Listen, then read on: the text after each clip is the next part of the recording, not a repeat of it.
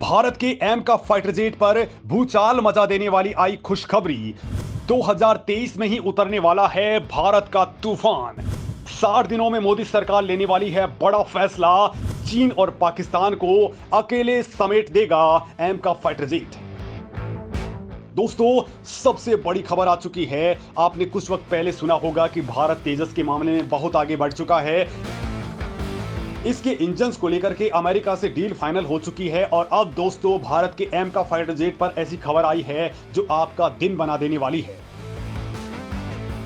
क्योंकि दोस्तों जल्द ही भारत ऐसा ब्रह्मास्त्र बनाने की तैयारी करने जा रहा है जिसका तोड़ ना तो चीन के पास है और ना ही पाकिस्तान के पास और ना ही एशिया, यूरोप या फिर किसी अफ्रीकन कंट्री के पास में। दोस्तों ये ब्रह्मास्त्र अगर चीन पर हमला कर दे तो चीन पर बारूद गिर जाएगा और वो जल करके राख हो जाएगा। दोस्तों ये ब्रह्मास्त्र इतना खतरनाक होगा कि दुश्मन के रडार इसे पकड़ नहीं पाएंगे। इसकी रफ्तार इतनी तेज है कि ये पलक झपकते ही दुश्मन को तबाह करके वापस लौट आएगा और दुश्मन को इस बात की कानों कान तक खबर भी नहीं होगी क्योंकि उसके रडार इसे बिल्कुल भी डिटेक्ट नहीं कर पाएंगे। दोस्तों आज इसी ब्रह्मास्त्र पर हिला देने वाली गुड न्यूज आई है और ये ब्रह्मास्त्र है भारत के डीआरडीओ का 5वीं पीढ़ी का फाइटर जेट एम का, जिसको लेकर के दोस्तों भारत ने एक बड़ा ऐलान कर दिया है। कुल मिलाकर के दोस्तों इस मामले में दो बड़ी खुशखबरियां आई हैं एम का को लेकर के और इस वीडियो के अंदर हम इन्हीं बातों को डिस्कस करने वाले हैं कि अब कैसे भारत अमेरिका के बराबर अपने वेपन्स को डेवलप करने में आगे बढ़ चुका है।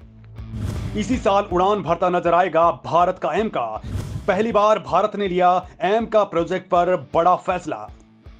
दोस्तों एम का फाइटर जेट पर इसी साल यानी कि 2023 के अंदर ही सबसे बड़ी गुड न्यूज सामने आ चुकी हैं और ये खुशखबरियां एक नहीं बल्कि दो गुड न्यूज हैं और यकीन मानिए ये दोनों ही खबरें हमारे इस पूरे प्रोजेक्ट के लिए सुपर क्रिटिकल हैं।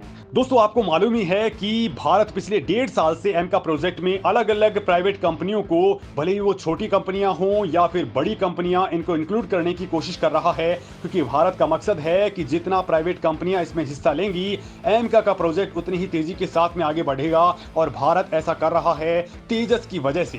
दरअसल दोस्तों हमारा जो तेजस लड़ाकू विमान का जो प्रोजेक्ट है वो तकरीबन 15 साल से डिले है, यानी कि 15 साल लेट हो चुका है और दोस्तों वो इसलिए हुआ क्योंकि वो 100% सरकारी कंपनियों द्वारा बनाया जा रहा था। उसमें प्राइवेट कंपनियों का इन्फ्लुएंस था ही नहीं और ये बात दुनिया भर की तमाम एक्सपर्ट्स कह रहे हैं कि अगर भारत तेजस लड़ाकू विमान के प्रोजेक्ट में मेजर रोल प्राइवेट कंपनियों को देता, भले वो छोटी कंपनियां ही क्यों न हो, तो ये आज से 10 साल पहले ही भारतीय सेना में शामिल भी हो चुका होता। और दोस्तों वो इसलिए है क्योंकि जो प्राइवेट कंपनियां होती हैं वो काम करती हैं प्रॉफिट के लिए और प्रॉफिट उन्हें तब होता है जब वो किसी चीज को फटाफट रेडी कर दें, क्योंकि जितनी जल्दी वो तैयार करेंगी उतनी ही ज्यादा संख्या में उनको बेच पाएंगी और उतना ही ज्यादा उनको प्रॉफिट होगा।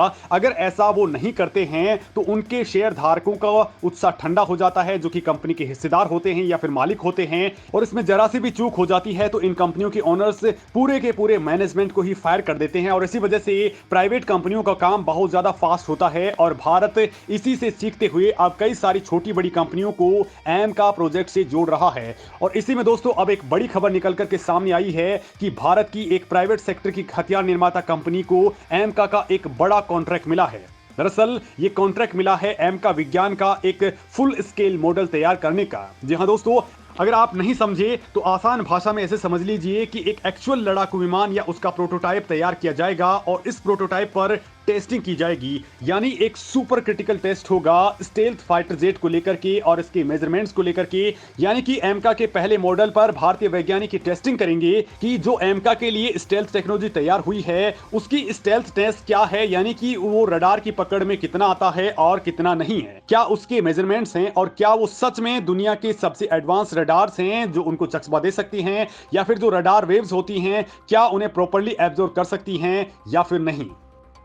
और इन सभी चीजों का दोस्तों अब टेस्ट किया जाएगा और आप जानते ही हैं कि एक स्टेल्थ लड़ाकू विमान में सबसे महत्वपूर्ण यही होता है कि वो कितने लेवल का स्टेल्थ है, यानी कि ये हमारे लड़ाकू विमान का सबसे बड़ा और सबसे क्रिटिकल टेस्ट होने वाला है। दोस्तों सबसे अच्छी बात यह है कि इस टेस्ट के लिए जो एम का तैयार किया जाएगा, जो मॉडल तैयार होगा उसे एक प्राइवेट कंपनी तैयार करेगी। मतलब ये फटाफट कुछ ही समय के अंदर तैयार कर लिया जाएगा। जैसे ही ये रेडी होगा उसके तुरंत बाद ही हमारी एडीए जो इस पूरे प्रोजेक्ट को संभाल रही है वो इसकी टेस्टिंग को शुरू कर देगी। यानी दोस्तों ये पहली बड़ी गुड न्यूज़ है। और दूसरी बड़ी गुड न्यूज़ है वो भी मैं आपको बता देता हूं, क्योंकि ये भी अपने आप में बेहद महत्वपूर्ण है। और बड़ी बात यह है कि अक्टूबर से पहले ही भारत को ये एम का प्रोजेक्ट और इसको मंजूरी मिलने वाली है।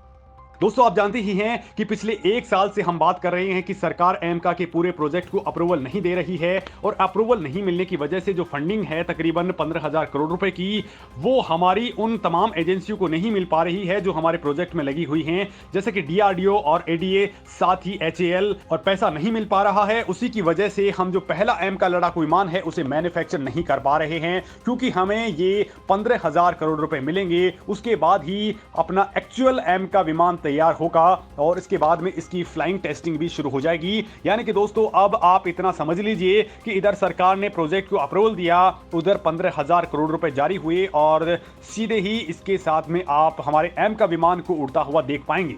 क्योंकि एमका की जितनी भी टेक्नोलॉजी है वो हमने खुद ने तैयार की है, हर एक चीज को रेडी किया है। बस ये 15,000 करोड़ रुपए मिलने हैं और ये तब मिलेंगे जब सरकार सीसीएस यानी कि कैबिनेट कमेटी ऑन सिक्योरिटी के जरिए इस पूरे प्रोजेक्ट को अप्रूवल देगी। और इसका इंतजार काफी लंबे वक्त से हो रहा था और आप जानकर के खुश होंगे कि ये इंतजार अब खत्म होने जा रहा है, क्योंकि डिफेंस सोर्सेज ने बताया है कि आने वाले 2 महीनों के अंदर सरकार इस पूरे प्रोजेक्ट को अप्रूवल देने जा रही है और सीसीएस के जरिए बाकी की जो फंडिंग है वो भी रिलीज कर दी जाएगी। मतलब दोस्तों अब सरकार इस मामले में बहुत तेजी से आगे बढ़ चुकी है और इसको लेकर के भारत ने बाकायदा अमेरिका के साथ में तगड़ी डील भी कर ली है। इसका जो इंजन है वो फिलहाल रेडीमेड स्टाइल में मिलेगा, यानी कि अमेरिका की जो जनरल इलेक्ट्रिक कंपनी है वो भारत को ये बड़ा ही तगड़ा इंजन देने वाली है जो एमका के अंदर फिट होगा और उसके बाद में इस इंजन को भारत के अंदर ही बनाया जाएगा। दोस्तों आपको बता दूं कि ये विमान एलसीए से 2 गुने वजन का होगा, इसका वजन 20 टन के आसपास होगा और इसका नाम एडवांस मीडियम कॉम्बैट एयरक्राफ्ट यानी कि एमका रखा गया है। ये डबल इंजन, मल्टी रोल और स्टेल्थ फीचर से लैस होगा। ये दूसरे अत्याधुनिक विमानों की तरह ही स्टेल्थ टेक्नोलॉजी से लैस होगा जो इसे रडार की पहुंच से बाहर रखेगा। बड़ी बात तो यह है दोस्तों कि शुरुआत के अंदर इसके अंदर इंजन जो है वो अमेरिका का लगेगा, लेकिन इसके बाद में इसमें कावेरी इंजन फिट किया जाएगा। डीआरडीओ के टॉप ऑफिशियल्स के मुताबिक डीआरडीओ की लैब में पहले इस इंजन का कामयाब परीक्षण भी हो गया है और इसमें सुधार के लिए फ्रांस की मदद भी ली जा रही थी और अब ये इंजन 5वीं प्लस पीढ़ी की विमानों को स्पीड देने के लिए तैयार है। मतलब दोस्तों इसके अंदर आने वाले वक्त में भारत का खुद का इंजन होगा, लेकिन शुरुआती तौर पर इसमें अमेरिका का इंजन लगेगा और बहुत जल्द ये विमान चीन और पाकिस्तान के तोते उड़ाने के लिए सामने आने वाला है।